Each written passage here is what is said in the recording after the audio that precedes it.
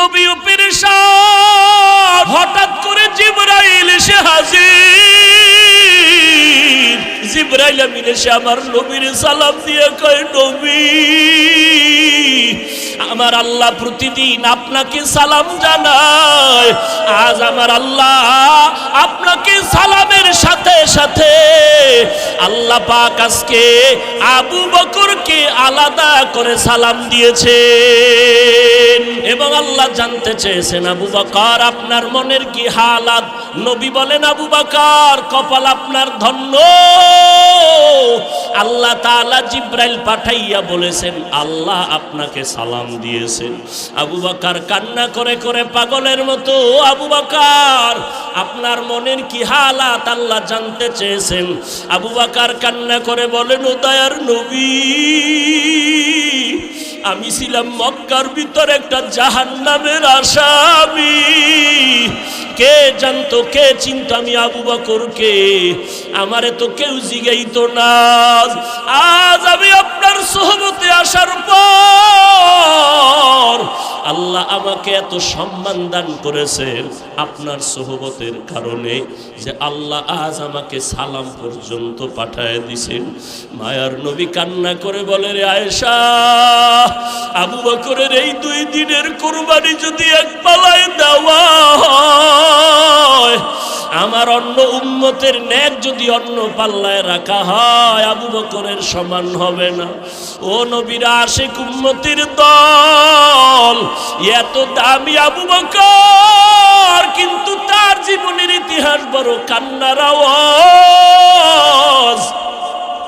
মায়ার নবী রাতের বেলা ঘর থেকে বের হলেন, হুজরা থেকে বের হয়া মসজিদে নববীর কিনারায় হঠাৎ শুনে কান্নার আওয়াজ, শুনতেছে কান্নার আওয়াজ। গভীর রাত, নবী হালকাভাবে নজর দিয়ে দেখে তার সাহাবী আবু বকর তাহাজ্জুদে দাঁড়ায় দাঁড়ায় কান্না করতেছে, সে আওয়াজ আসতেছে। নামাজ শেষের পর আল্লাহর নবী বললেন, আবু বকর আপনি কাঁদলেন কেন? আবু বকর বলে, নবী হাসরের ময়দানের ভয়ে আমি কান্না করেছি।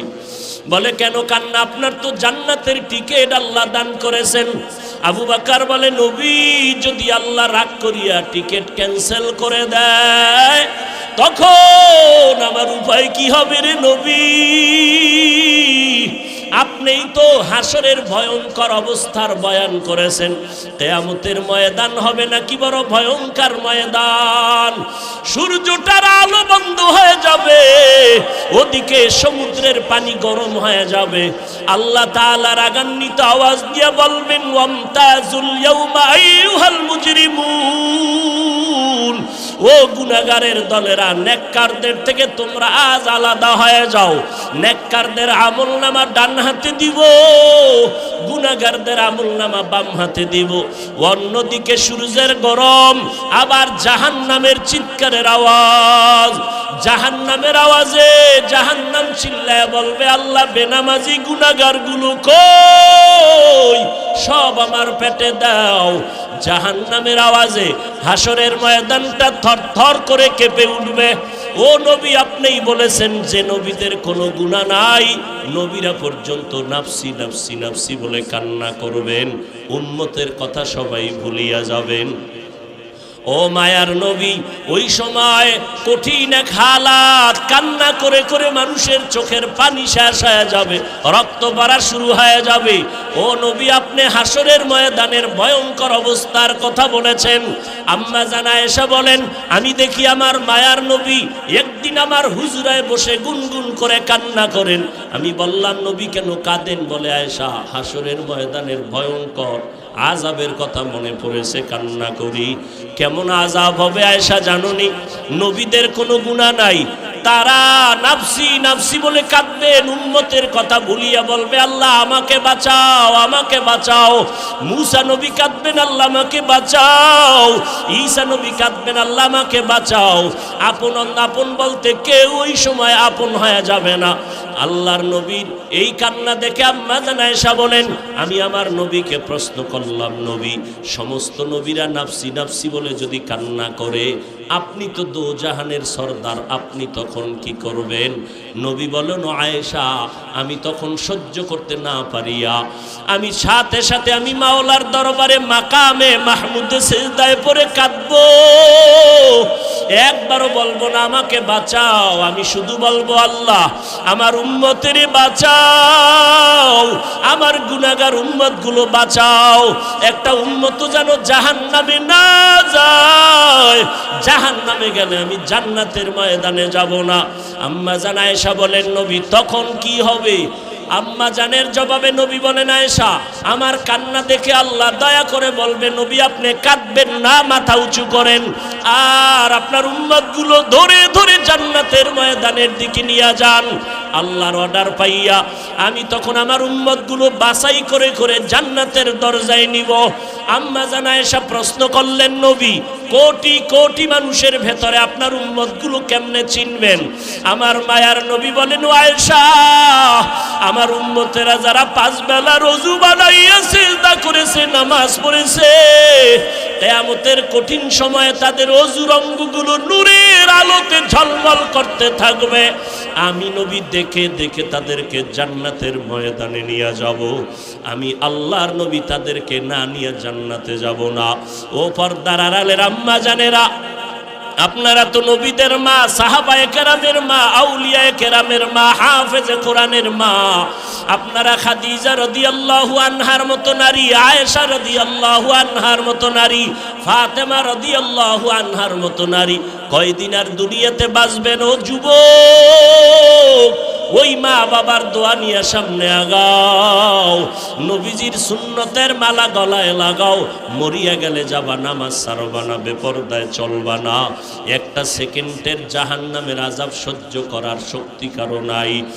আজ এত বিশাল জান্নাতি বাগান, কত আশেক জাকেরারা বসে আছে, কত আল্লাহর বান্দার চোখে পানি, অথচ আমার তোমার চোখে কেন পানি নাই? গুনার কারণে আল্লাহ বুঝি বেজার। এখনো সময় আছে, তওবা করে নাও, মা বাবার দোয়া নিয়ে আগাও। মা বাবার চোখের পানি আর দোয়ার কারণে আজ এই চেয়ারে বসলাম। এমন কোন সন্তান নাই যে মা বাবার চোখের পানি ছাড়া মানুষ হয়ে গেল। ওই মা বাবার কত কান্না, কত চোখের পানি। আজকে তুমি তাদের কান্নায় পরীক্ষায় ভালো নাম্বার পেয়েছো, ওই মা বাবার চোখের পানি আর দোয়ার কারণে তুমি টাকার মালিক, বাড়ি গাড়ির মালিক হয়েছো। ও আল্লাহর বান্দারা, এই জায়গায় যারা আছো অনেকের মা নাই, বাবাও নাই, অন্ধকার কবর থেকে দোয়ার অপেক্ষায় আছে রে সন্তান। ওই মা বাবা তোমার আমার জন্য এত কাঁদলেন, তোমার চোখে কি এক ফোঁটা পানি আসবে না রে সন্তান? এত নিষ্ঠুর কেন হয়েছো?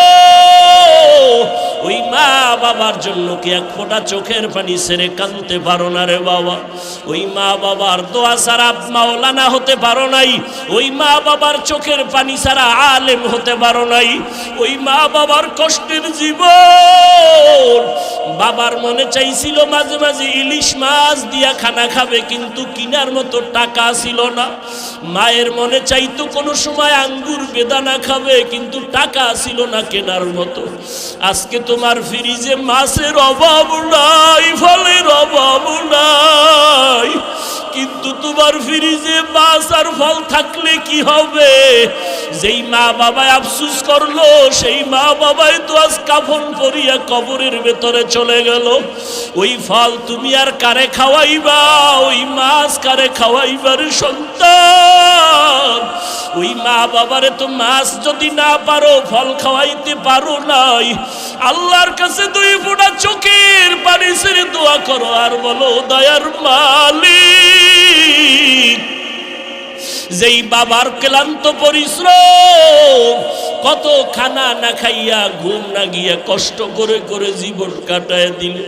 বাবা কোনোদিন নিজের কাপড় কেনার জন্য কষ্ট করে নাই, বাবা কোনোদিন নিজের পেটে খানা দেওয়ার জন্য কাজকর্ম করে কষ্ট করে নাই। বাবা দিন নাই রাত নাই এত কষ্ট করেছেন শুধু সন্তানকে হাসি মুখ দেখবে, সন্তানের বড় বানাবে। বাবা রিক্সা চালাইয়া চালাইয়া টাকা দেয়, ভ্যান চালাইয়া টাকা দেয়, চায় সন্তানটারে মানুষ বানাবে। অনেক বাবা বেতন দিতে পারে না, অনেক বাবা জামা কাপড় দিতে পারে না, মানুষের বাড়ি কাজ করে আর দিল খুশি আমার সন্তান কোরআন তেলাওয়াত করে, আমার সন্তান কেওড়া বুনিয়া মাদ্রাসায় পড়ে, আমার কষ্ট কোনো দুঃখ নাই, গাধার মতো কষ্ট করি তারপরও দুঃখ নাই। আমার সন্তান যদি হাফেজ হয়, আলেম হয়, কিয়ামতের দিন যদি জিজ্ঞেস করে কি নিয়ে হাজির হয়েছো,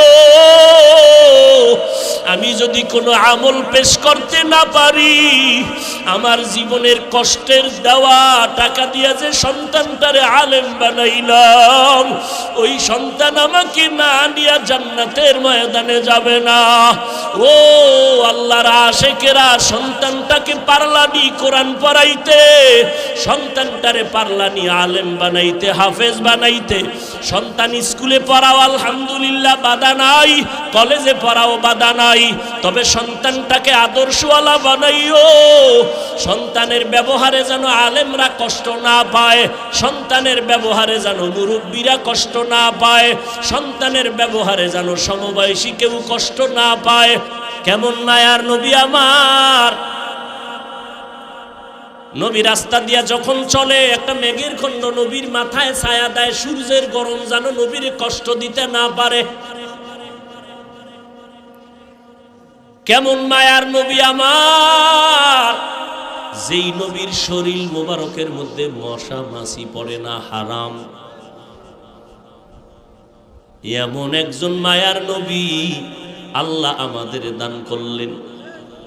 কপাল বড় খারাপ, আজকে সেই নবীর উম্মত হইয়া নবীর এখনো পর্যন্ত চিনতে পারলাম না। অথচ গর্তের পিপিলিকা আল্লাহর কাছে বলে, আল্লাহ একটু মক্কার ঘর মদিনার রওজা দেখায় দাও। মরা গাছ, খেজুর গাছ, মদিনার নবী পিঠ মোবারক লাগাইয়া খুতবা পড়েন। দীর্ঘদিন পরে নবী সাহাবায়ে কেরামের অনুরোধে বললেন, এটা বাদ দাও, নতুন এক মিম্বর বানাও। সাহাবায়ে কেরাম বলতেছেন, মানুষ যেমন কানলে আওয়াজ হয়, মরা গাছের থেকে কান্নার আওয়াজ হয়। সাহাবায়ে কেরাম গিয়া বলে, নবী গাছ, খেজুর গাছ, মরা গাছ কানতেছে, মানুষের মতো আওয়াজ আসতেছে কানের ভেতরে। মরা গাছ নবীর জন্য পাগল, আর আমরা জিন্দা মানুষ হইয়াও সেই নবীরে চিনতে পারলাম না। যদি চিনতে পারতারে বাবা, নিজে নামাজ পড়ি, নিজে জিকির করি, ছেলে মেয়েরে নবীর সুন্নতওয়ালা বানাইতে কেন পারি না? বহু নেক আমলওয়ালা কিয়ামতের দিন শুধু সন্তানদের অন্যায়ের কারণে জাহান্নামে যাবে। বহু মা বাবা জাহান্নামে যাবে শুধু সন্তানকে সঠিক লাইনে না রাখার কারণে। বললেই বলে চেষ্টা করছি, পারি না। চেষ্টা করছেন, পারেন না। হারাম খাওয়ায় কামাই করে এটা খাইতে পারেন। সুদের টাকায় চাকরি করে টাকা দেয়, সেই টাকা দিয়ে খানা খাইতে পারেন। দিনের পথে রাখতে পারেন না, পারবেন কিভাবে? আমার রসুলের তাবিজ দেওয়া ছিল, সে তাবিজ তো আপনি ব্যবহার করেন নাই। আর এটা নিজে নিজেও সম্ভব না, আল্লাহ ওয়ালাদের দোয়া লাগে, নেক নজর লাগে।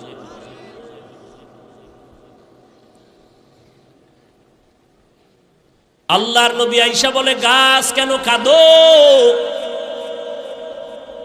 নবীর মুজিজা, গাছ কথা বলতেছে, নবী আপনার বিরহের বেদনায় কান্না করি।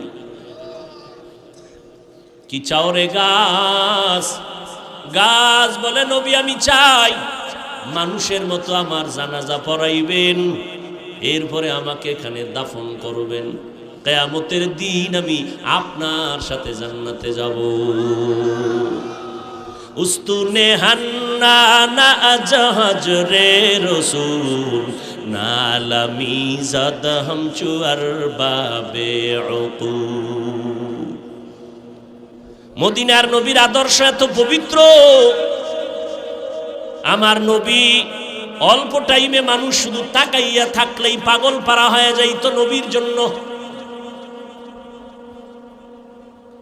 আল্লাহ তাআলা নবীকে এমন মর্যাদা দান করেছেন, জঙ্গলের প্রাণীরা নবীর আওয়াজ পাইতো বহু দূর থেকে, পেয়ে বারবার সালাম জানাইতো।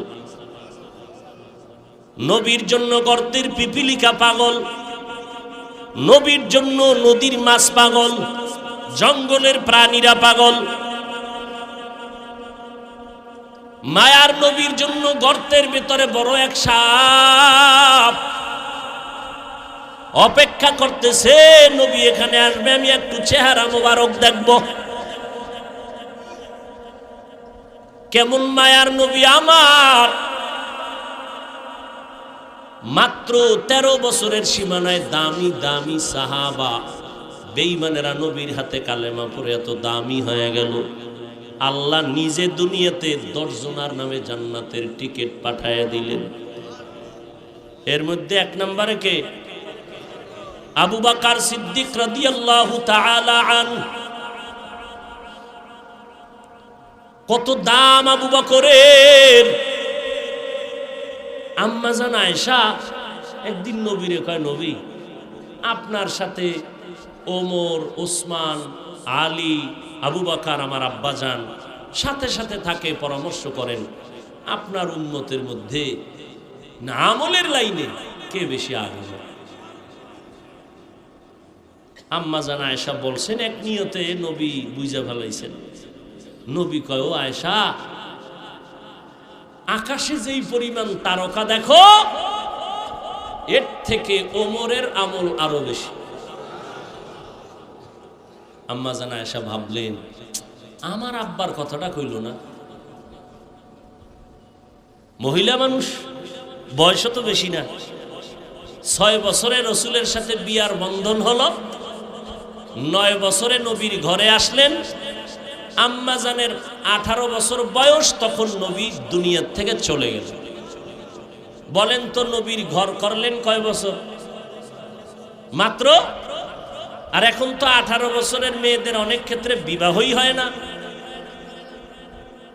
আর আম্মা জান মাত্র 9 বছর নবীর ঘর করলেন। 9 বছরে নবীর ঘরে আসলেন। আল্লাহ তাআলা আম্মা জান আয়েশাকে এত বরকত দান করলেন নবীর সোহবতে। আম্মা জান আয়েশা বলে, দুনিয়ার মানুষ, আমি মুহাম্মদের ঘরে আসার পর 9 বছর ঘর করার পরে আল্লাহর শুকর, আমি 2000-এর উপরে হাদিসের হাফেজা হয়ে গেছি। বড় বড় সাহাবায়ে কেরাম কোনো মাসআলায় আটকায় গেলে আম্মা জানের কাছে আসতেন, আম্মা জান এমন সমাধান দিতেন, সমস্ত সাহাবায়ে কেরাম এক আওয়াজে মেনে নিতেন, কোনো ইখতিলাফ করতেন না। নবীজি কইলেন ওমরের কথা, আম্মা জান ভাবলেন আমার আব্বার কথা বললেন না, এবার বইলেই ফেলাইলেন, আমার আব্বার খবর কি? আব্বাকে আম্মা জান আয়েশার বাবা আবু বকর।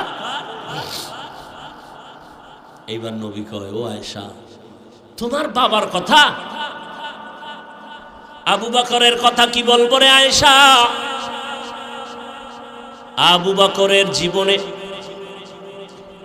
2 দিনের 2টা আমল আল্লাহর কাছে এত প্রিয়। 2 দিনের 2টা আমল, 2টা ত্যাগ, 2টা কোরবানি আল্লাহর কাছে এত দামি। ওমর কেন? আমার সব উম্মতের আমল যদি এক পালায় দেও তার সমান হবে না।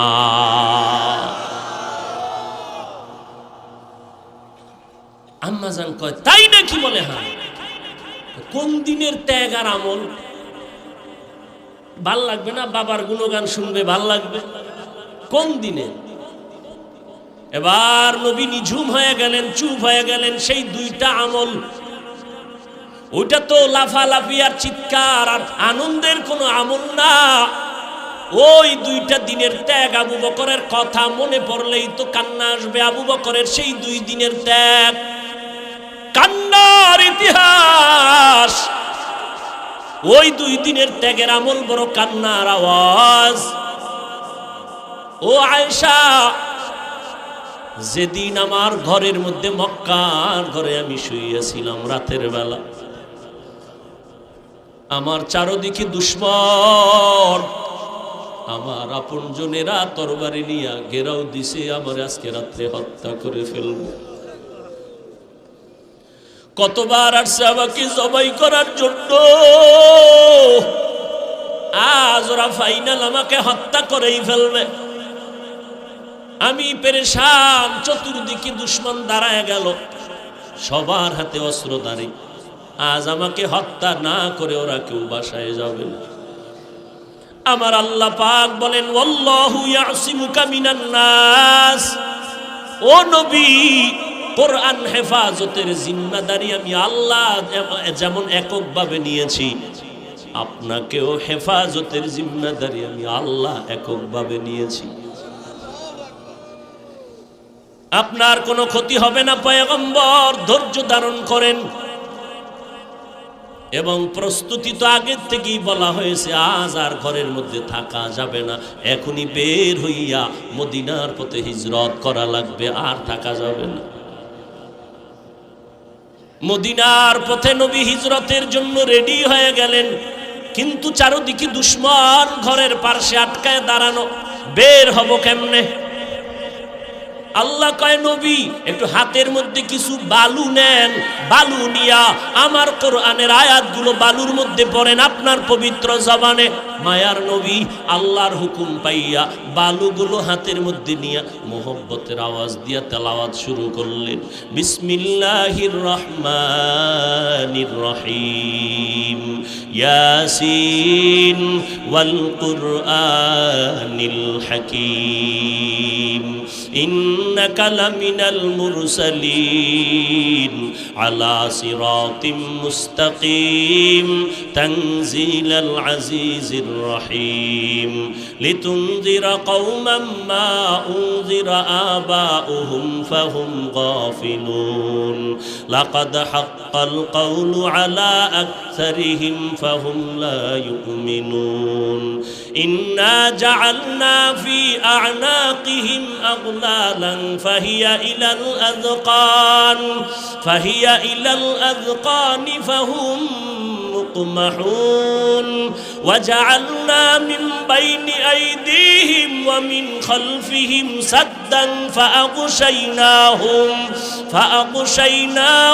ফাহুম লা ইউবসিরুন। আয়াতগুলো পড়িয়া দম করলেন। আল্লাহ বলে, নবী আপনি বালুগুলো চারদিকে মারেন। নবী তেলাওয়াত করে আয়াত পরে দম করে বালুগুলো মারলেন। বেঈমানদের চোখের মধ্যে হালকা লাগলো বাতাস, চোখের পাওয়ার সাথে সাথে নষ্ট হয়ে গেল। আল্লাহ পাকের অর্ডার, এবার নবী বের হয়ে গেলেন, এক টানা গিয়া আবু বকরের দরজায় গিয়া দাঁড়াইলেন। আসসালামু আলাইকুম ইয়া আহলাল বাইত। মায়ার নবীর কণ্ঠের আওয়াজ আবু বকরের কানে লাগতে দেরি। আবু বকর বলেন, লাব্বাইক ওয়া সাদাইকা ইয়া রাসূলুল্লাহ। দরজা খুলে দিলেন। নবী বলেন, আবু বকর এত গভীর রাত আপনি কি ঘুমান নাই? আবু বকর বলেন, নবী বহুদিন আগে আপনি বলেছিলেন হিজরত করা লাগবে, আমি আবু বকর আপনার সঙ্গী হব। আল্লাহর জাতের কসম করে বলি রে নবী, ওই যেদিন আপনি বলছেন, যত ব্যস্তই থাকি না কেন, রাতের বেলা ঘরে আইসা আমি দাঁড়াইয়া অপেক্ষা করি, একটা সেকেন্ডের জন্য আমি ঘুম যাই না। কারণ আমি যদি ঘুমায় যাই আর রহমতের নবী আইসা ডাকিয়া যদি আমাকে না পায়, অন্য দিক থেকে দুশমনের আক্রমণ, নবীর উপরে আক্রমণ যদি হয়, নবী যদি চলে যায়, আমি আবু বকরের বেঁচে থেকে কি লাভ? কারণ আমি আবু বকর যেই নবীর সোহবত আর নেক নজর এত দামি হয়ে গেলাম। হঠাৎ খবর হয়ে গেল নবী নাই, নবী নাই। মদিনার নবীর একজন আশিক খেজুরের বাগানে পানি দেয়, হঠাৎ করে কানে আওয়াজ, নবী নাই। বালতি ফালাইয়া আসমানের দিয়ে তাকায় কয়, মালিক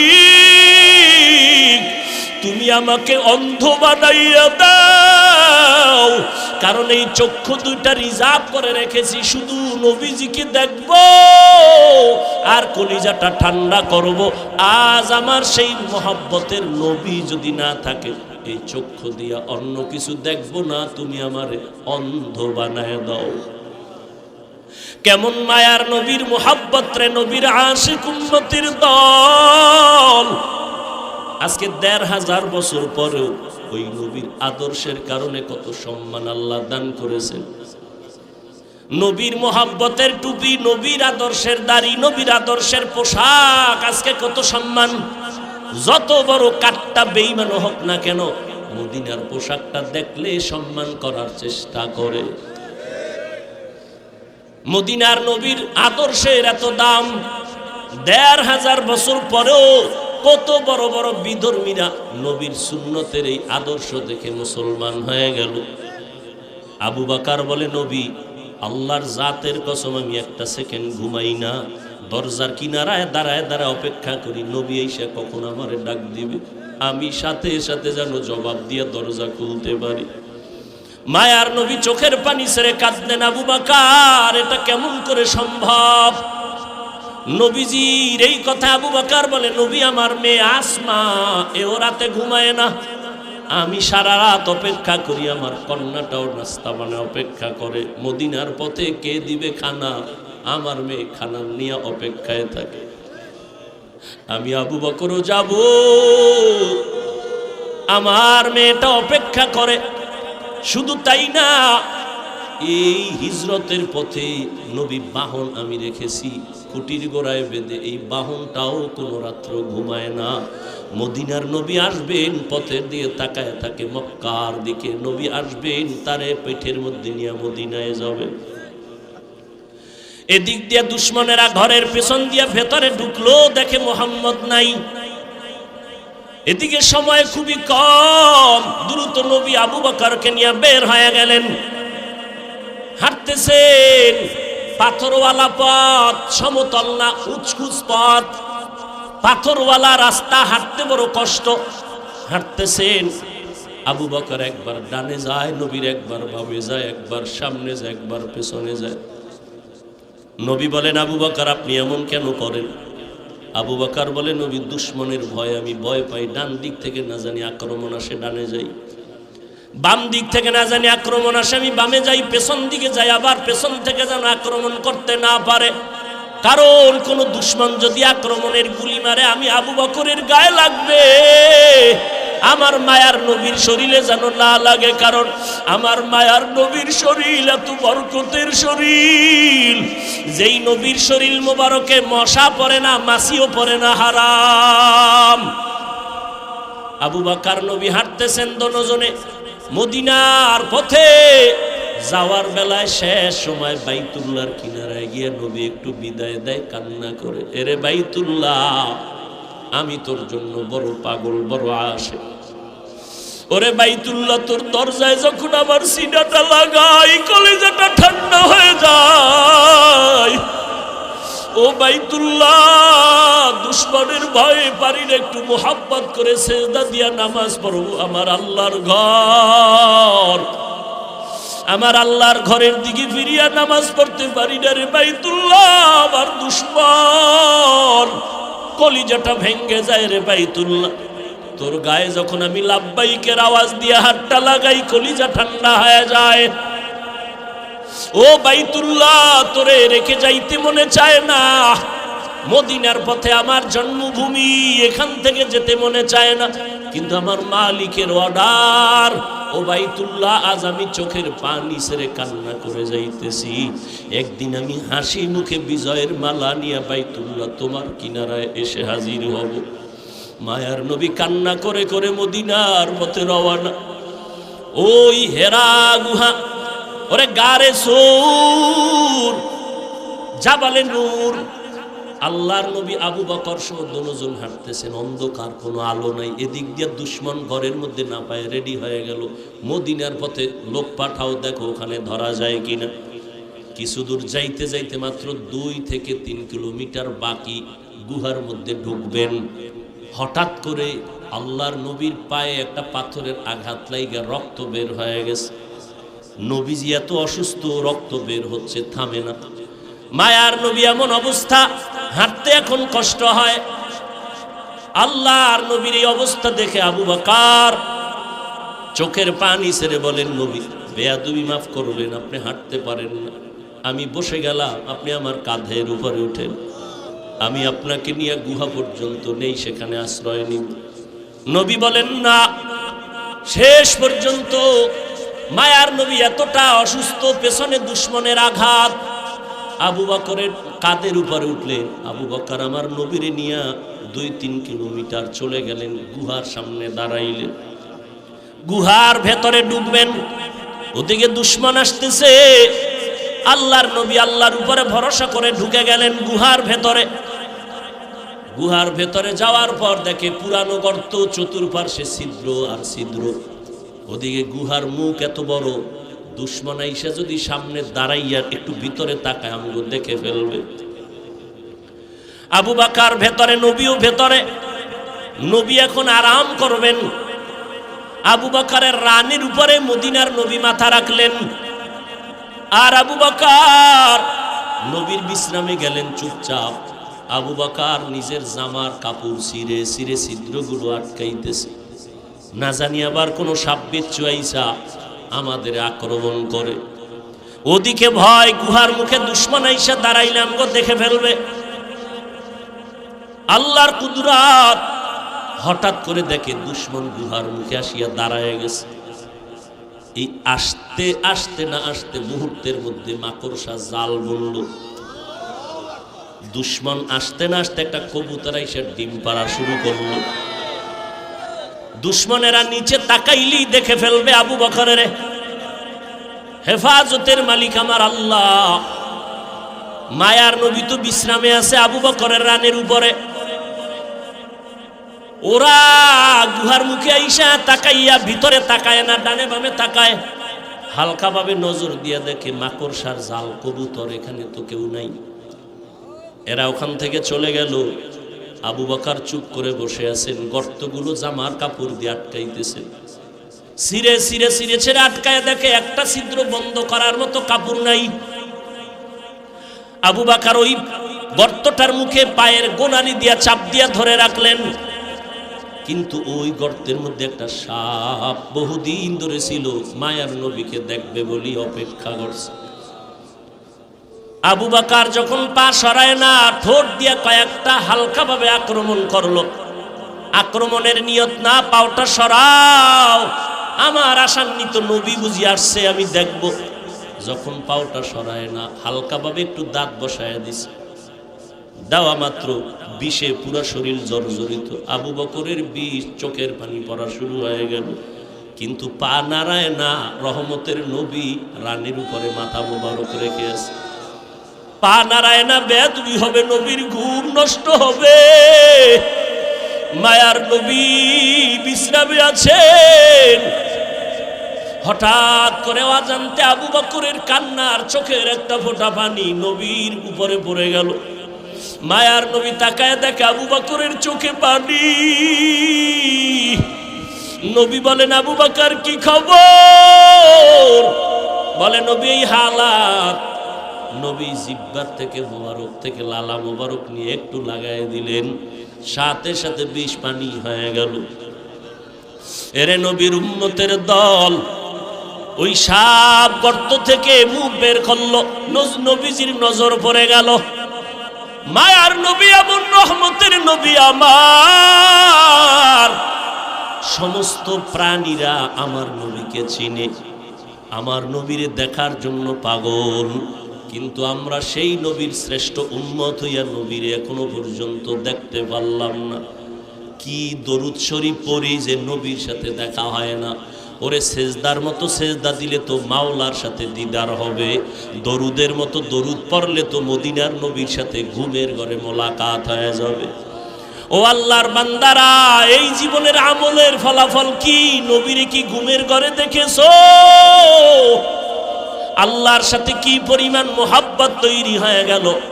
ওই নবীর ধুলা বালু মদিনার ধুলা লাগানোর জন্য আশেকেরা পাগল পারা হয়ে দৌড়ায়, অথচ নবীর সুন্নতের আশেক এখনো পর্যন্ত হতে পারলাম না। কই সুন্নতের দস্তরখান, কই বাথরুমে গেলে টুপি, কই জুতা, কই ডিলা কুলুক, কই টিস্যু পেপার ব্যবহার, খানার মধ্যে কই নবীর সুন্নতের খবর নাই। এরপরে নিজে তো এক চিন্তা, আবার আমার সন্তান, ছেলে মেয়ে, আমার পরিবার। আল্লাহর নবী চোখের পানি ছেড়ে গর্তের বিবরণ দেয়। আম্মাজান আয়েশা কাঁদতেছেন। আম্মাজানকে বললেন, ও আয়েশা, তোমার বাবা আমাকে কাঁধে নিয়া 3 কিলোমিটারের মতো রাস্তা পারাইয়া ওই গর্তের মধ্যে নিয়া তার রানে আমি মাথা দিয়া বিশ্রাম নিছিলাম। বিষের ব্যথায় কানছে, তবে একটু পা নাড়ায় নাই। এই যে ত্যাগ আবু বকর আমার জন্য দিনের স্বার্থে দিল, সারা দুনিয়ার উম্মতের নেক এক পালায় দিলেও সমান হবে না। আম্মা জান আয়েশা কান্না করেন, নবী যদি বেয়াদবি না নেন, আমার আব্বা জানের আর একটা নেক আমল কি বলবেন? নবী বলেন, শুনো আয়েশা, শুনো সেই দিনের আমল। নবীর শেষ জীবনে তাবুকের যুদ্ধে যাবেন। একটা যুদ্ধ শেষ হলো, আর একটা যুদ্ধ তাবুকে যাবেন। তাবুকে যাবেন মদিনার থেকে বহুদূর। ওই যুদ্ধে যাবেন এমন সময় খেজুরও পেকে গেল, খেজুর কাটার সময়, মানুষের কাজের সময়, প্রচন্ড রোদের তাপ। আবার আর একটা যুদ্ধ থেকে আইসা সব ক্লান্ত। কিন্তু রোম সম্রাট বেঈমান হাজার হাজার কাফেলা নিয়ে আসতেছে মদিনার দিকে যুদ্ধ করার জন্য।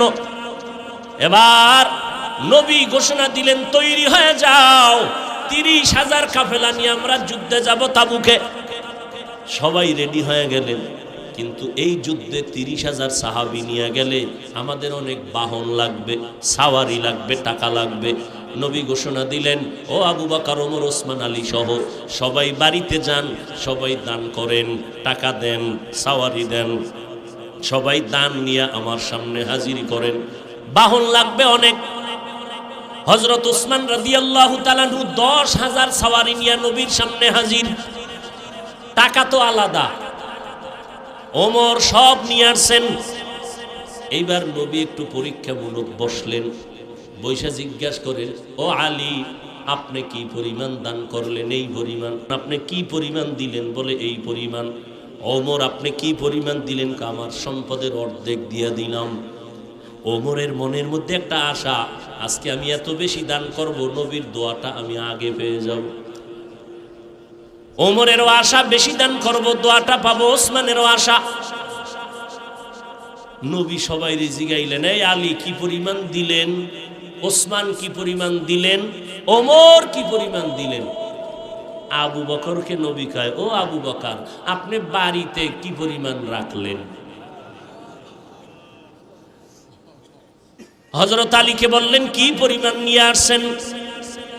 ওসমানকে বললেন, কি পরিমাণ দান করেছেন? ওমরকে বললেন, কি পরিমাণ নিয়ে আসছেন? কিন্তু আবু বকরকে কি পরিমাণ নিয়ে আসছেন বলে নাই, কারণ নবী জানে আবু বকর বড় গরীব। মায়ার নবী বললেন, আবু বকর ঘরের মধ্যে কি রেখে আসছেন? আবু বকর চোখের পানি ছেড়ে বলে, নবী, আমার ঘরে ঝাড়ু দিয়া দিয়া সব আমি নিয়ে আসছি। আমার ঘরে আমার আল্লাহর, আমার নবী ছাড়া কেউ নাই। আমার আল্লাহ ছাড়া, আমার মুহাম্মদ নবী ছাড়া আমার কেউ নাই। আমি সব ঝাড়ু দিয়া দিয়া আমি সব দিনের নবীর সামনে আসছি। কারণ এই সময় যদি আমি কিছু রাখি, আমি আল্লাহর কাছে ফলাফল পাবো না। আমার খানার মতো চুলায় আগুন জ্বলে না, ঘরে খাউন নাই। এত কষ্টের মধ্যে আমি আপনার মুহাব্বত আর আমার মাওলার মুহাব্বতে সব বিলীন করে দিলাম। ও নবী, এখন আমার ঘরে আল্লাহ ছাড়া কেউ নাই। নবী বড় আশ্চর্য হয়ে গেলেন। আবু বকরের কথা শুনে ওমরের মাথাটা নত হয়ে গেল, আজকে বুঝি আমি বড় দোয়াটা পাইলাম না। আবু বকরের যেই পরিমাণ কোরবানি, ওই পরিমাণ কোরবানি তো আমি ওমর দিতে পারি নাই। ওসমানও মাথা নত করে ফেললেন, যদিও টাকা পয়সা বেশি দিয়েছি, আবু বকরের বেশি, কিন্তু আবু বকরের মতো কোরবানি তো দিতে পারলাম না। আল্লাহ একটু দেরি হলেও বিজয় দান করেন। আর যদি উদ্দেশ্য থাকে দুনিয়া, তাহলে প্রথম অবস্থায় ভালো দেখলেও পরে তার মুখোশটা উন্মোচন হয়ে যায় যে আসলে লোকটা ধোঁকাবাজ।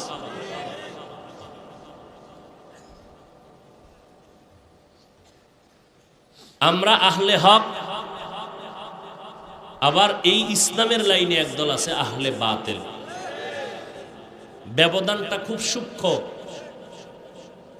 এরাও ইসলাম চায়, আমরাও ইসলাম চাই। ব্যবধান হলো এরা ইসলামকে বানাইছে মাধ্যম, ক্ষমতা হলো তাদের টার্গেট। আর আমাদের আহলে হকদের ক্ষমতা হতে পারে মাধ্যম, না হইলে নাই, টার্গেট আমাদের ইসলাম। ক্ষমতা পাই না পাই দরকার নাই। চেয়ারম্যান সাহেবের চেয়ারের মেয়াদ আছে, এমপি সাহেবের চেয়ারের মেয়াদ আছে। আল্লাহ দ্বীনের জন্য, কোরআনের জন্য, রসুলের মুহাব্বতের সুন্নতের দ্বারা যেই চেয়ার দিছেন, এ চেয়ারের কোনো মেয়াদ নাই। এদেরকে বলা হয় মুকুটহীন সম্রাট। বরং যারা মেয়াদওয়ালা, এরা এসে মুকুটহীন সম্রাটদের পায়ের কাছে পড়ে থাকেন। আল্লাহ আর কি দেখাবেন? কোটিপতি হইয়া লাভ কি যদি সেই টাকায় জেলখানার খানা খেতে হয়? আর ওই রকম গরিব হওয়া অনেক ভালো যে কোটিপতি আইসা পাশে বসে থাকবে। তাহলে কোটিপতি না হইয়াও সে কোটিপতি, যদি বান্দা আল্লাহর জন্য হইয়া কাজ করে।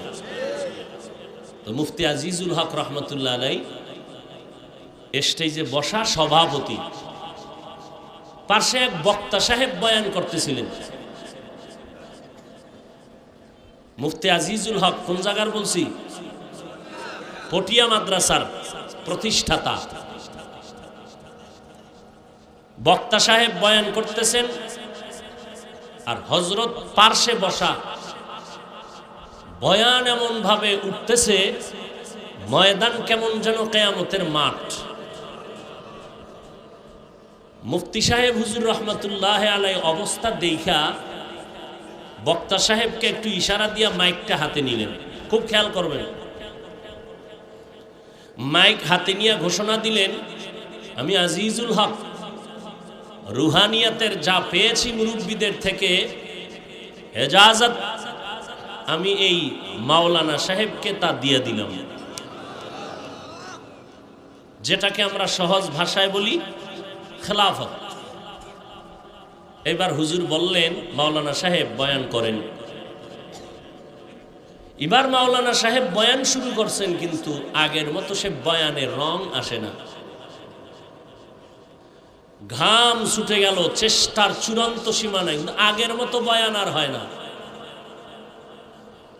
মুফতি সাহেব হুজুর রহমতুল্লাহ আবার মাইক নিলেন, নিয়া বললেন, আমি যে খেলাফত দিয়েছিলাম তা আমি ফিরাইয়া নিলাম। প্রশ্ন উঠাইয়া বললেন, আপনারা বলতে পারেন খেলাফত দিলেন কেন, দিলে আবার নিলেন কেন? হযরত নিজেই প্রশ্নের জবাব দিলেন। যখন প্রথম অবস্থায় তিনি বয়ান করতেছিলেন, ময়দানের হালাতকে অনুভব করতেছিলাম যে তার মারেফতের কলবের পাওয়ারের দ্বারা চলতেছে। পরক্ষণে যখন আবার বয়ান শুরু করলো, আমি আবার বিচক্ষণতার সাথে অনুভব করলাম এটা তার নিজের কোনো পাওয়ার না। তার ভেতরে যে পাওয়ার মনে করছিলাম, আসলে তার ভেতরে পাওয়ার নাই। বলে, তাহলে ওই বয়ানের রৌনক আসলো কেন? বলে, ময়দানে এক বুজুর্গ ওলিয়ে কামেল সে তার সিনার দিকে নজর মেরেছে।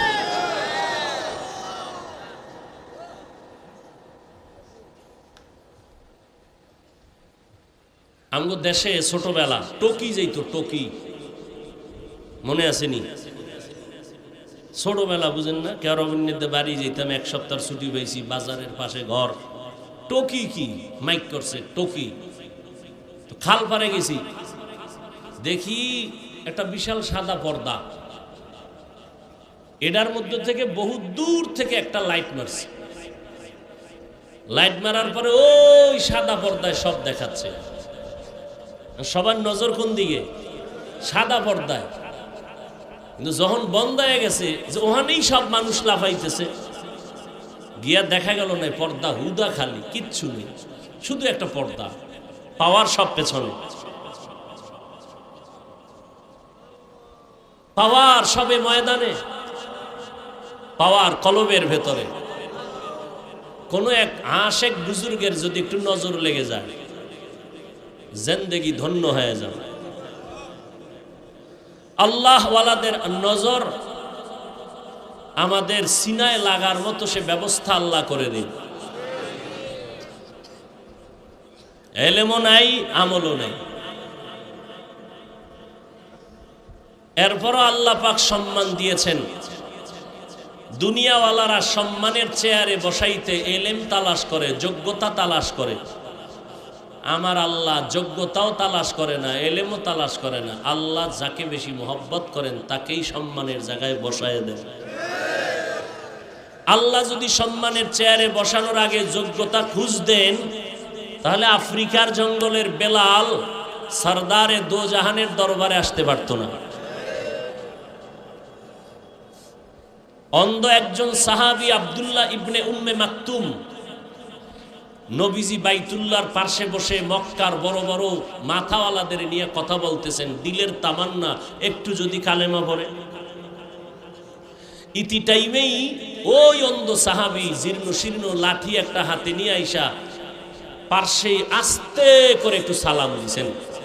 নবীও হালকার উপরে জবাব দিয়া আবার ওই মাথাওয়ালাদের নিয়ে কথায় ব্যস্ত হয়ে গেলেন। নবীর দিলের তামান্না যদি দিনের পথে আসে। আর ওই অন্ধ সাহাবী চুপচাপ এক কোনায় গিয়ে বসে আছেন। নবী যে মাথাওয়ালার দিকে তাকাইয়া বয়ান দিতেছেন, আল্লাহর কাছে এটা ভাল লাগে না। আল্লাহ সাথে সাথে জিব্রাইলকে পাঠাইয়া দিলেন আয়াত নিয়ে, ও জিব্রাইল, আমার নবীর কাছে গিয়া আয়াত নাজিল করে শুনায়া দাও, আবাসা ওয়া তাওয়াল্লা আন জাআহুল আ'মা। পয়গম্বরের জানায়া দাও, ওই যে অন্ধ সাহাবী, আমি আল্লাহর কাছে অন্ধ সাহাবীর অন্তরের বড় দাম। নবীরে গিয়া শুনায়া দাও, নবী যেন অন্ধ সাহাবীর দিকে চেহারা ঘুরাইয়া কথা বলে, খবর নেয় খাইছে কখন কি করলো। ওই আরবের মাথাওয়ালার দাম নাই, আমার কাছে ওই ভাঙ্গা দিলওয়ালার বড় দাম। या इलाही मुझसे मुझको दूर कर, ताके देखो मुझ में तुझको एक नजर। या इलाही तू मेरा माबूद है, या इलाही तू मेरा माशूक है। जिब्राइल आमीन आइशा आयात শুনায় দেওয়ার পর সাথে সাথে নবী অন্ধ সাহাবী আব্দুল্লাহ ইবনে উম্মে মাকতুমের দিকে চেহারা ঘুরায় দিলেন। এবং আব্দুল্লাহ ইবনে উম্মে মাকতুম দুনিয়াতে যতদিন বেঁচে ছিল, নবী নিজের চাদর বিছাইয়া তাকে সম্মান করতে। কাবেলিয়ত দাদে উরা শর্ত নিজ, বলকে শর্ত কাবেলিয়ত দাদে উস। আল্লাহ তাআলার কাছে প্রিয় হওয়ার জন্য কোনো যোগ্যতা লাগে না। আল্লাহ পাকের মুহাব্বতের সম্মানের চেয়ার পাইতে কোনো যোগ্যতা লাগে না, অন্তরটাকে পবিত্র করা লাগে।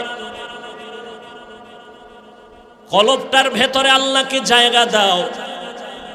আর এই কলবকে পরিচ্ছন্ন করার জন্য আল্লাহ ওয়ালাদের কাছে আমাদের যেতেই হবে। আমি ছোট এক টুকরা আয়াত পড়েছি, আল্লাহ বলেন ওয়ামা খালাকতুল জিন্না ওয়াল ইনসা ইল্লা লিয়াবুদুন, আমি জিন আর মানুষ বানাই নাই। আল্লাহ যদি ডাইরেক্ট কয় আমি জিন আর মানুষ বানাইছি ইবাদতের জন্য, ডাইরেক্ট বললেই হয়ে যায়। আল্লাহ আগে কি বলেন, আমি মানুষ আর জিন বানাই নাই, ইল্লা হা বানাইছি লিয়াবুদুন, যাতে করে তোমরা ইবাদত করবা আল্লাহর। তোমাদেরকে আমি বানাই নাই, এরপরে কিন্তু বলে বললেন হ্যাঁ বানাইছি ইবাদতের জন্য। তার মানে তোমাদেরকে আমি বানাই নাই মানে কোনো কাজ নাই, তোমার কাজ জীবনে একটাই, আমার ইবাদত। নবীজি বলেন লা তাআতা লি মাখলুকিন ফি মাসিয়াতিল খালিক, আল্লাহকে বেজার করে পৃথিবীর ভিন্ন কারো আদেশ নিষেধ মেনে নেওয়া হারাম। দুনিয়ার সবাইরে বেজার করা যায়, আমার আল্লাহকে বেজার করা যাবে না। কেন? কারণ আমার আল্লাহ আসল, আর কেউ আসল না। আমার আসল কে? আল্লাহর মতো আসল কেউ নাই, আপনও কেউ নাই। কিন্তু কথা, আল্লাহ ছাড়া আমার কেউ আসল নাই, আপনও নাই। তবে হ্যাঁ, সাময়িক সময়ের জন্য কেউ আপন আছে, আসল কেউ নাই। সাময়িক সময়ের জন্য আমার আব্বা আমার আপন, আমার মা আমার আপন, ভাই আপন, বোন আপন, প্রতিবেশী আপন। কেন? সাময়িক উপকার করে। আর আমার মদিনার নবী আমার আপন।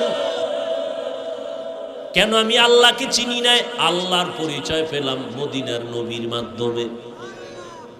আমার নবী আমার আল্লাহর পরিচয় দিলেন, কোরআন তেলাওয়াত করে শুনাইলেন, কোরআনের ব্যাখ্যা শিখাইলেন।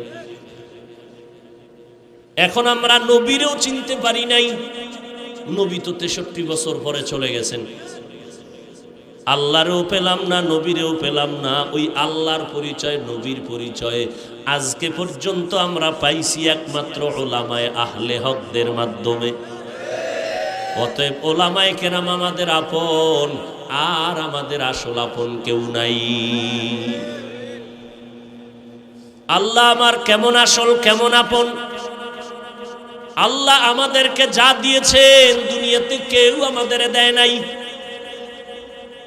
বরং আল্লাহর দেওয়া জিনিসটারে টাইনা জুলুম করে নিয়ে গেছে। আল্লাহ টাকা পয়সা দিছেন, একজনে চুরি করে নিয়ে গেল। আল্লাহ বাড়ির মালিক বানাইছেন, আর একজনে আগুন লাগায় দিল। আল্লাহ যা আপনাকে আমাকে দিছেন, এইরকম কেউ কিয়ামত পর্যন্ত দিতে পারবে? আল্লাহ আমারে দয়া করে নাপাক পানির থেকে মানুষ বানাইছেন। আল্লাহ আমাকে সম্মানের চেয়ারে বসাইছেন। আল্লাহ আমাকে মুসলমান বানাইছেন। আল্লাহ আমাকে আখিরি নবীর উম্মত হওয়ার তৌফিক দিছেন। জমিনে চলার জন্য আমাকে পাও দিলেন, দেখার জন্য চোখ দিলেন, কাজের জন্য আল্লাহ হাত দিলেন। আল্লাহর দেওয়া হাতটা কত শক্তিশালী, একটু ভেঙ্গে গেলে নতুন করে আবার জোড়া লাগাইলে আগের শক্তি আর। কাদেরে কুদরত দারি বরকামাল, আনতা রব্বি আনতা হাসবি যুল জালাল। আল্লাহ বলেন বান্দা আমার ইবাদত করবা, আর কারো না। ইবাদত কি? বলে আল্লাহর হুকুম বাস্তবায়ন করার নাম ইবাদত। আল্লাহর হুকুম জীবনে বাস্তবায়ন করার নাম ইবাদতটা। কেন করবেন? প্রত্যেকটা কাজ করার একটা লক্ষ্য থাকে, উদ্দেশ্য থাকে। ইবাদত করার উদ্দেশ্য আল্লাহর সাথে মোলাকাত, আর ইবাদত করার লক্ষ্য জাহান্নাম থেকে মুক্তি, বিনা হিসাবে পাবো জান্নাত। এটা আমার টার্গেট, লক্ষ্য। উদ্দেশ্য কি? আল্লাহর সাথে মোলাকাত। সেই ইবাদতটা করব, সীমানা কত দূর? কয় শুধু মসজিদ কি, শুধু মাদ্রাসা? বান্দা তোমার এই হায়াতের বডিটা যত দূর যাবে তত দূর ইবাদত চলবে। তোমার এই হায়াতের বডি যদি বাথরুমের মধ্যে ঢুকাও সেখানেও ইবাদত। তাহলে ইবাদত কি? আল্লাহর হুকুম বাস্তবায়ন করা। ইবাদত করবেন কেন? আল্লাহর মুলাকাতের জন্য, জান্নাত পাওয়ার আশায়। ইবাদতের সীমানা কতটুকু? আমার হায়াতের সীমানা যতটুকু। ইবাদতটা কোন সিস্টেমে করবেন? একমাত্র শুধুমাত্র আমার মদিনার নবীর তরিকায়। আর কারো তরিকায় ইবাদত করা যাবে? নবীর আদর্শ তরিকা মেনে যদি আপনি ব্যবসা করেন ইবাদত, চাকরি করবেন ইবাদত। নবীর তরিকা বাদ দিয়া নামাজ পড়বেন গুনাহ, নবীর তরিকা বাদ দিয়া রোজা রাখবেন গুনাহ। কারণ দুনিয়াতে অনেক আদর্শ আছে, তরিকা আছে, সবগুলো নাপাক, একমাত্র মদিনার নবীরটাই হলো পাক। দুনিয়ার মানুষের আদর্শ নাপাক কেন বলে? মানুষটাই নাপাক, তার দিমাগ নাপাক, তার চোখ নাপাক, তার অন্তর নাপাক, তার হাত নাপাক। আবার যদি খায় হারাম, তো তার গোশতও নাপাক, রক্তও নাপাক। আর আমার নবীরটা কেমন পাক? আমার নবীর আদর্শ এমন পাক যে নবীর 63 বছর জীবনে ভুলেও কোনোদিন একটা মিথ্যা কথা বলেন নাই। আমার নবী কেমন পাক? জীবনে কোনোদিন চোখ গরম করে কারো দিকে তাকান নাই। কেমন নবী? এটা কিভাবে সম্ভব? কেমন মায়ার নবী যে জীবনে কাউকে গালি দেন নাই। কেউ যদি গালি দিত নবী জবাবও দেন নাই। নবী কখনো গালি তো দেনই না, কেউ গালি দিলে জবাবও দেন না। মাত্র অল্প টাইমে মক্কার মধ্যে এত আল্লাহর নবীর কিছু খাদেম দিনের জন্য তৈরি হয়ে গেল অল্প সময়, শুধু নবীর আদর্শের কারণে, নবীর ব্যবহার আখলাক। নবী বসে আছেন মসজিদে নববীতে, সাহাবায়ে কেরাম তো নবীরে ছাড়ে না। কোন কথাটা ছুইটা যায়? নবীর একটা কথা মুক্তার থেকে দামি। আর নবীরে দেখলেই কলিজা ঠান্ডা হয়, নবীর চেহারা মোবারক দেখলেই পেটের ক্ষুধা নিবারণ হয়ে যায়। নবীজি যেখানে কদম দেয় সেখানে দীর্ঘদিন শুধু মিশকের ঘ্রাণ, মিশকের ঘ্রাণ, মিশকের ঘ্রাণ। আম্মা জান আয়েশা রাদিয়াল্লাহু আনহা বলেন, নবীজির শরীর মোবারকের ঘাম আমি বোতলের মধ্যে ভরে রাখতাম, বড় বড় অনুষ্ঠানে আতর হিসাবে ব্যবহার করতাম। ওগো নবীর উম্মতেরা হয়ে আজি দিশাহারা, কোরআন হাদিসের চলো যখন যাহা চায় মনে, নবী বিনে কে তরাবে পুলসিরাত মিজানে, নবী বিনে কে তরাবে পুলসিরাত মিজানে। নবী পেরেশান, হঠাৎ করে জিবরাইল এসে হাজির। জিবরাইল আমিন এসে আমার নবীর সালাম দিয়ে কয়, নবী আমার আল্লাহ প্রতিদিন আপনাকে সালাম জানায়, আজ আমার আল্লাহ আপনাকে সালামের সাথে সাথে আল্লাহ পাক আজকে আবু বকরকে আলাদা করে সালাম দিয়েছেন। এবং আল্লাহ জানতে চেয়েছেন, আবু বকর আপনার মনের কি হালাত? নবী বলেন, আবু বকর কপাল আপনার ধন্য, আল্লাহ তাআলা জিবরাইল পাঠাইয়া বলেছেন আল্লাহ আপনাকে সালাম দিয়েছেন। আবু বকর কান্না করে করে পাগলের মতো, আবু বকর আপনার মনের কি হালাত আল্লাহ জানতে চেয়েছেন। আবু বকর কান্না করে বলেন, ও দয়ার নবী, আমি ছিলাম মক্কার ভিতরে একটা জাহান্নামের আসামি। কে জানতো, কে চিনতো আমি আবু বকরকে? আমারে তো কেউ জিগাইতো না। আজ আমি আপনার সোহবতে আসার পর আল্লাহ আমাকে এত সম্মান দান করেছেন আপনার সোহবতের কারণে যে আল্লাহ আজ আমাকে সালাম পর্যন্ত পাঠায় দিছেন। মায়ার নবী কান্না করে বলে, রে আয়েশা, আবু বকরের এই 2 দিনের কুরবানি যদি এক পালায় দেওয়া হয়, আমার অন্য উম্মতের নেক যদি অন্য পাল্লায় রাখা হয়, আবু বকরের সমান হবে না। ও নবীর আশিক উম্মতের দল, এত দামি আবু বকর, কিন্তু তার জীবনের ইতিহাস বড় কান্নার আওয়াজ। মায়ার নবী রাতের বেলা ঘর থেকে বের হলেন, হুজরা থেকে বের হয়া মসজিদে নববীর কিনারায় হঠাৎ শুনে কান্নার আওয়াজ, শুনতেছে কান্নার আওয়াজ, গভীর রাত।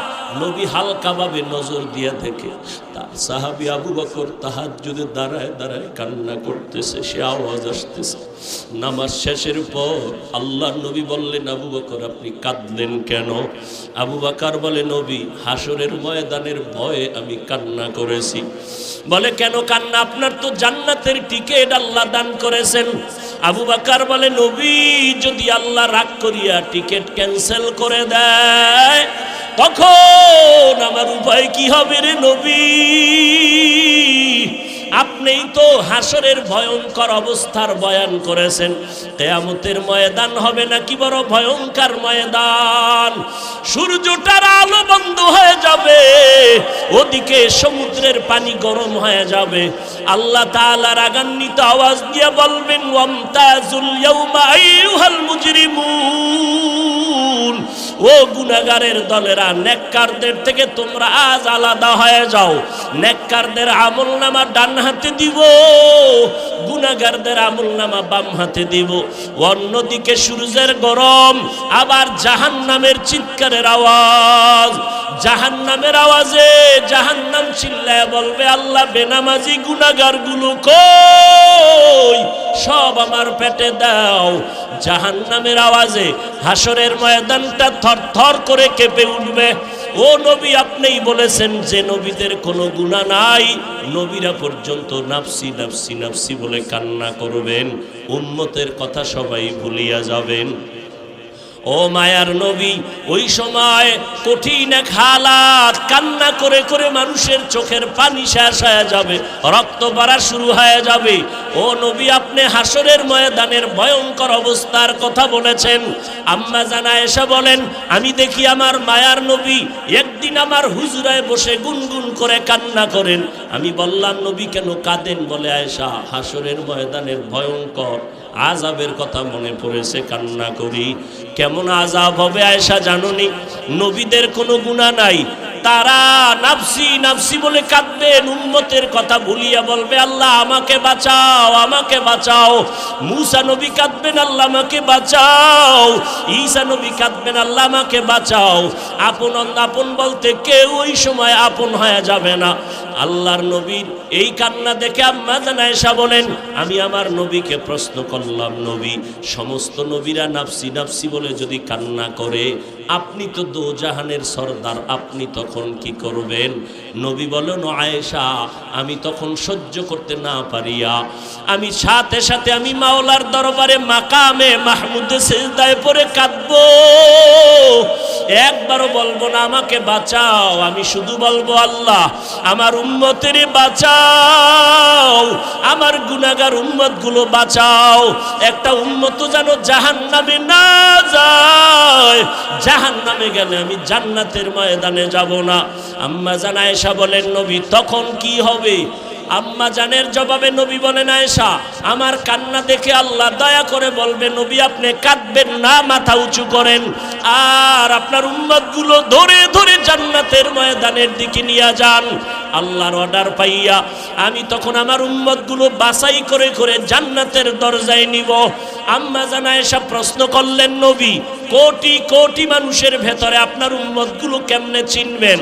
আমার মায়ার নবী বলেন, ও আয়েশা, আমার উম্মতেরা যারা 5 বেলা রোজু বানাইয়া সিজদা করেছে, নামাজ পড়েছে, কিয়ামতের কঠিন সময়ে তাদের অজুর অঙ্গগুলো নূরের আলোতে ঝলমল করতে থাকবে।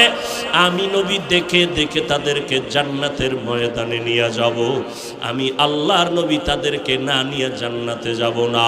ও পর্দার আড়ালের আম্মা জানেরা, আপনারা তো নবীদের মা, সাহাবায়ে কেরামের মা, আউলিয়ায়ে কেরামের মা, হাফেজে কোরআনের মা।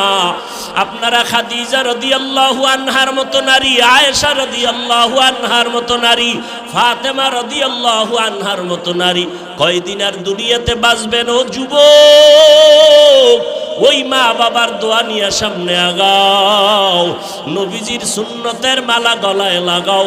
মরিয়া গেলে যাবা, নামাজ ছাড়বা না, বেপরদায় চলবা না। একটা সেকেন্ডের জাহান্নামের আযাব সহ্য করার শক্তি কারো নাই। আজ এত বিশাল জান্নাতি বাগান, কত আশেক জাকেরারা বসে আছে, কত আল্লাহর বান্দার চোখে পানি, অথচ আমার তোমার চোখে কেন পানি নাই? গুনার কারণে আল্লাহ বুঝি বেজার। এখনো সময় আছে, তওবা করে নাও। মা বাবার দোয়া নিয়ে আগাও। মা বাবার চোখের পানি আর দোয়ার কারণে আজ এই চেয়ারে বসলাম। এমন কোন সন্তান নাই যে মা বাবার চোখের পানি ছাড়া মানুষ হয়ে গেল। ওই মা বাবার কত কান্না, কত চোখের পানি। আজকে তুমি তাদের কান্নায় পরীক্ষায় ভালো নাম্বার পেয়েছো। ওই মা বাবার চোখের পানি আর দোয়ার কারণে তুমি টাকার মালিক, বাড়ি গাড়ির মালিক হয়েছো। ও আল্লাহর বান্দারা, এই জায়গায় যারা আছো, অনেকের মা নাই, বাবাও নাই, অন্ধকার কবর থেকে দোয়ার অপেক্ষায় আছে রে সন্তান। ওই মা বাবা তোমার আমার জন্য এত কাঁদলেন, তোমার চোখে কি এক ফোঁটা পানি আসবে না রে সন্তান? এত নিষ্ঠুর কেন হয়েছো? ওই মা বাবার জন্য কি এক ফোঁটা চোখের পানি ছেড়ে কাঁদতে পারো না রে বাবা? ওই মা বাবার দোয়া ছাড়া মাওলানা হতে পারো নাই। ওই মা বাবার চোখের পানি ছাড়া আলেম হতে পারো নাই। ওই মা বাবার কষ্টের জীবন। বাবার মনে চাইছিল মাঝে মাঝে ইলিশ মাছ দিয়া খানা খাবে, কিন্তু কিনার মতো টাকা ছিল না। মায়ের মনে চাইতো কোনো সময় আঙ্গুর বেদানা খাবে, কিন্তু টাকা ছিল না কেনার মতো। আজকে তোমার ফ্রিজে মাছের অভাব নাই, ফলের অভাব নাই, কিন্তু তোমার ফ্রিজে মাছ আর ফল থাকলে কি হবে? যেই মা বাবা আফসোস করলো, সেই মা বাবাই তো আজ কাফন পরিয়া কবরের ভেতরে চলে গেল। ওই ফল তুমি আর কারে খাওয়াইবা? ওই মাছ কারে খাওয়াইবার সন্তান? ওই মা বাবারে তো মাছ যদি না পারো, ফল খাওয়াইতে পারো নাই। আল্লাহর কাছে দুই ফোঁটা চোখের পানি ছেড়ে দোয়া করো আর বলো, দয়ার মালিক, যেই বাবার ক্লান্ত পরিশ্রম, কত খানা না খাইয়া, ঘুম না গিয়া, কষ্ট করে করে জীবন কাটায় দিল। বাবা কোনোদিন নিজের কাপড় কেনার জন্য কষ্ট করে নাই। বাবা কোনোদিন নিজের পেটে খানা দেওয়ার জন্য কাজকর্ম করে কষ্ট করে নাই। বাবা দিন নাই রাত নাই এত কষ্ট করেছেন শুধু সন্তানকে হাসি মুখ দেখবে, সন্তানের বড় বানাবে। বাবা রিক্সা চালাইয়া চালাইয়া টাকা দেয়, ভ্যান চালাইয়া টাকা দেয়, চায় সন্তানটারে মানুষ বানাবে।